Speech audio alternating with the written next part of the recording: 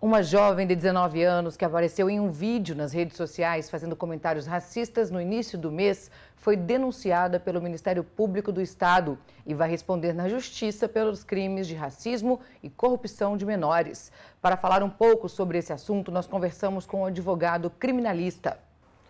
Olá, boa noite para você que acompanha a gente aqui no Link Espírito Santo. Olha, as jovens de Linhares que gravaram o vídeo na internet que viralizou nos últimos dias, agora vão responder na Justiça por racismo. E uma delas também por corrupção de menores. Mas você sabe o que são e quais são as penas para esses crimes? Para falar um pouco mais sobre esse assunto, eu converso agora com o advogado criminalista Rafael Lima. Rafael, obrigado por aceitar o nosso convite aqui do Link Espírito Santo.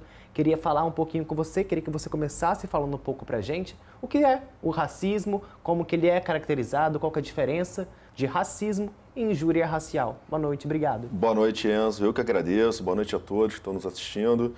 Bom, Enzo, é um tema que infelizmente está em voga aqui no Espírito Santo. É um tema que nos traz muitas cicatrizes históricas de uma história do Brasil de escravidão e que depois disso decorreu de uma série de preconceitos que até hoje, infelizmente, nós vivemos, e principalmente entre os jovens. E quando eu digo principalmente entre os jovens, basta olharmos os números do Anuário da Segurança Pública Nacional de 2022, que foi publicado no passado, 2023.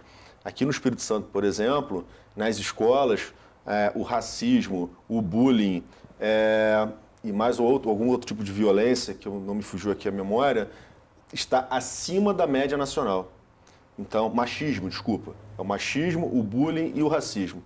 Está acima da média nacional. Então, esses números já se trazem por si só que há uma problemática aqui no estado do Espírito Santo, não só em razão, não só no Brasil, e que precisa ser trabalhado entre as autoridades e principalmente dentro de casa, dentro das autoridades que são os pais aos seus filhos. No caso do vídeo publicado por essas meninas, não tem uma vítima em específico, elas falam de várias pessoas, mas elas ferem a comunidade.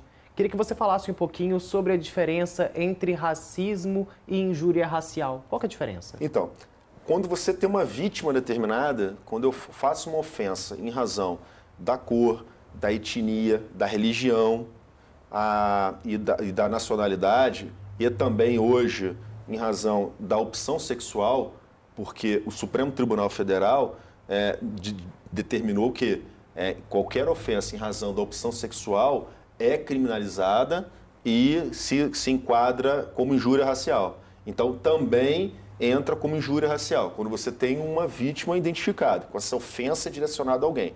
Quando essa ofensa é direcionada a uma coletividade, sem alguém específico, aí você entra no racismo, mas, de toda sorte, as penas quase se equiparam. Da injúria racial vai de 2 a 5 anos, o do racismo vai de 1 a 3 anos, mas quando esse racismo é praticado por mídias, uma forma de difusão maior dessa ofensa, você tem uma forma qualificada que vai de 2 a 5 anos também, assim como a injúria racial. Duas delas são menores. Como é que fica essa situação? Os menores, as duas menores, elas tecnicamente não praticam crimes, mas praticam fatos análogos a crimes. Elas vão responder dentro do Estatuto da Criança e do Adolescente, dentro do procedimento que está lá estabelecido, por fatos análogos a racismo. Então, as penas, evidentemente, por não praticar crime, essas penas que estão lá estipuladas em lei não serão aplicadas a ela, mas sim outras medidas socioeducativas, que podem entrar na mais grave, que é a internação, que vai de um período até 3 anos. Agora, a menina, a mulher de 19 anos, a mais velha, ela vai responder, mas ela também vai responder por um outro crime que é de corrupção de menores. Queria que você falasse um pouquinho sobre isso, o que é corrupção de menores e qual a pena para esse tipo de crime. A corrupção de menores é quando algum adulto, ou seja, um maior de idade, tem ali, junto com o menor, o induzimento ou a cooptação dessa pessoa, esse menor, para cometer crimes. E aí poderia ser, nesse caso, cooptando essas pessoas ou induzindo essas crianças ou adolescentes a cometerem o crime de racismo. Então, é uma pena estabelecida no Estatuto da Criança e do Adolescente que vai de 1 a 3 anos. É um problema histórico que a gente tem.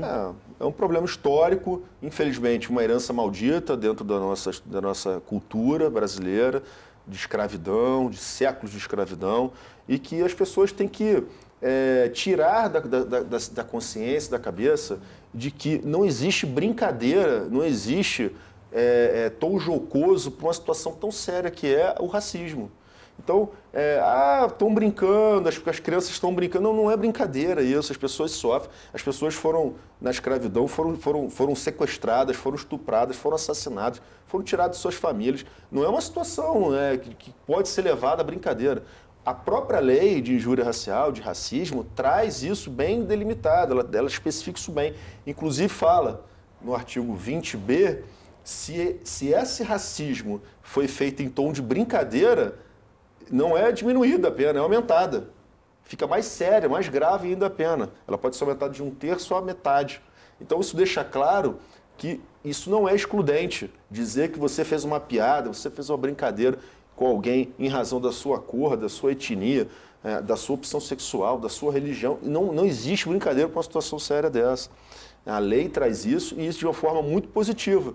Porque nós temos uma herança maldita dentro da nossa história que precisa ser erradicada. E para erradicar esse problema nosso, começa por todas as autoridades.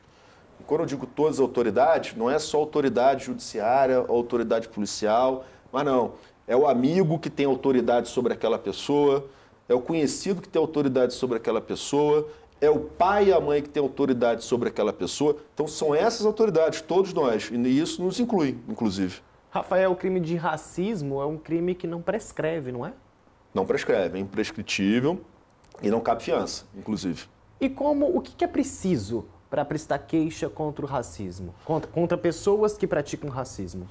Então, existem em nossa legislação, existem crimes que para ser investigado, até ser processado, denunciado, necessitam da vontade da vítima. A vítima tem que exercer essa vontade para que isso aconteça, para que aquela outra pessoa seja punida. Nesse crime, não. Esse crime a gente chama de ação penal pública incondicionada, ou seja, não exige nenhuma condição para que aquela pessoa, uma vez identificado que ela praticou um crime dessa natureza, ela seja investigada e até denunciada.